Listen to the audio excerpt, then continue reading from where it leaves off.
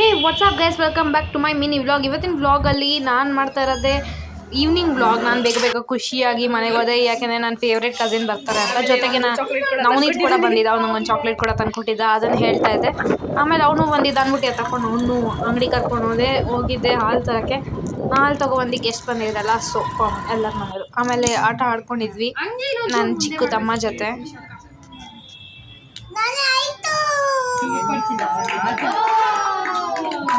ಅವನಾಯಿತು ಅಂತ ಕಿಚ್ಕೊಂಡು ನೋಡಿ, ಒಂದು ಫೋಟೋ ತೆಕ್ಕೊಳ್ಳೋಣ ಬಾರೋ ಅಂದರೆ ಹೆಂಗೆ ಪೋಸ್ ಕೊಡ್ತಾನೆ.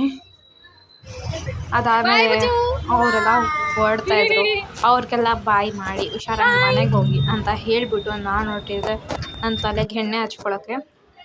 ಬಿಕಾಸ್ ನಾಳೆ ಬೆಳಗ್ಗೆ ತಲೆಗೆ ಸ್ನಾನ ಮಾಡಬೇಕಿತ್ತು.